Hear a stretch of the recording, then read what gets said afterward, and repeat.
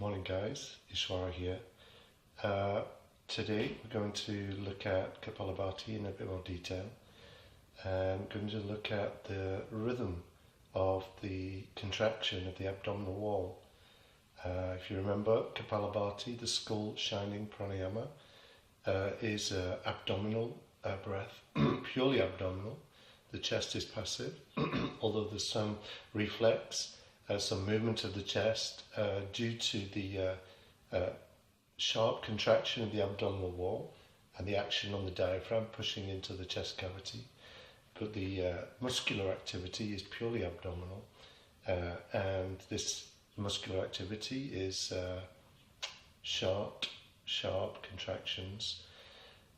These contractions are associated with the exhalation. The contraction of the abdominal wall, as you know, forces the diaphragm up into the chest cavity, which squeezes the lungs and expels air through the mouth or nostrils. The inhalation is passive, so the exhale is active, the inhale is passive.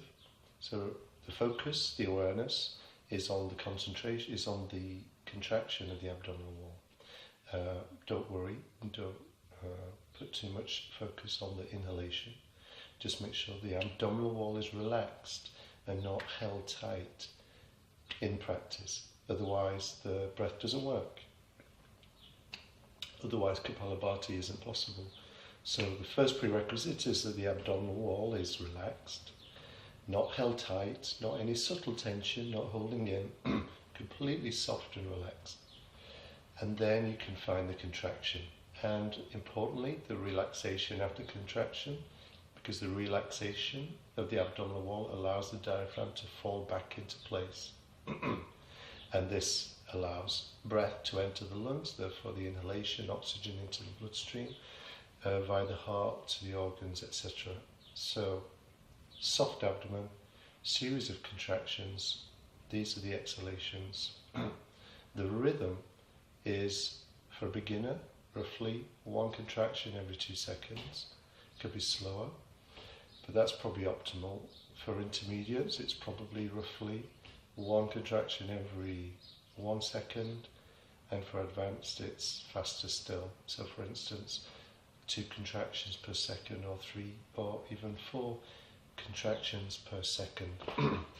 In this video, I'll demonstrate 3 or 4 different rhythms.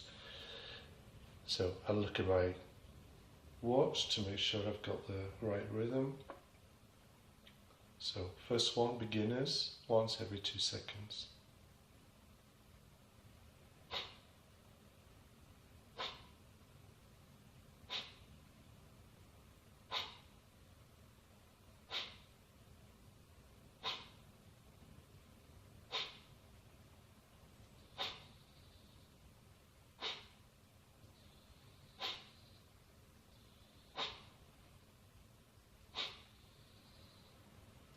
Intermediate, once every second.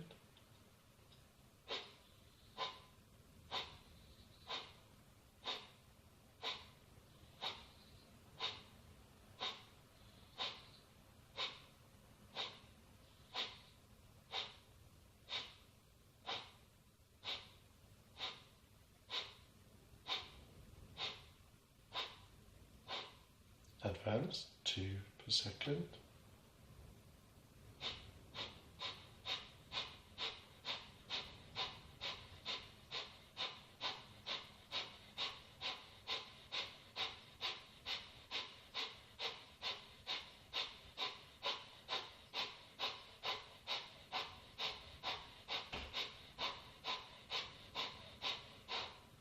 And more advanced, 3 or 4 per second.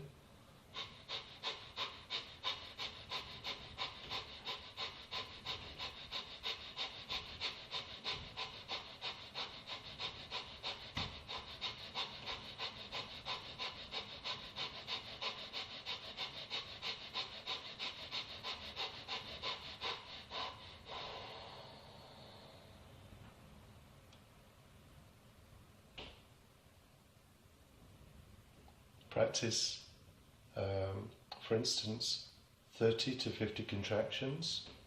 If you're a beginner, practice maybe 10 or 20 contractions, and then do 3 rounds of 10 or 20 contractions. Pause for a minute in between each round. Practice 3 rounds. Intermediates, practice 50 to 100 contractions. Practice 3 to 5 rounds. Pause for 1 minute in between rounds. Further advanced practices involve the kumbhaka, which is the tension of breath. And in the kumbhaka, if you're a beginner, just hold the breath for maybe 15 or 30 seconds. Make sure there are no heart problems. Check with your doctor that it's okay to hold the breath. If there are any medical concerns, then talk to your doctor. Make sure it's okay to practice Kapalabhati and practice the retention of breath. If there are no issues, for intermediates, you can practice around 30 to 60 seconds for the retention. And for advanced, obviously, you know what you're doing, and you can practice for 1 to 2 minutes. And if you're practicing for 1 to 2 minutes, you should really be engaging the bandhas, Jalandhara bandha, Mula bandha on the held breath, and on the outward breath, on the held breath, on the out breath, i.e. Bahi Kumbhaka, the Jalandhara bandha, Mula bandha, and Uddiyana bandha would be engaged. But we'll look at that in more detail. Thank you for listening on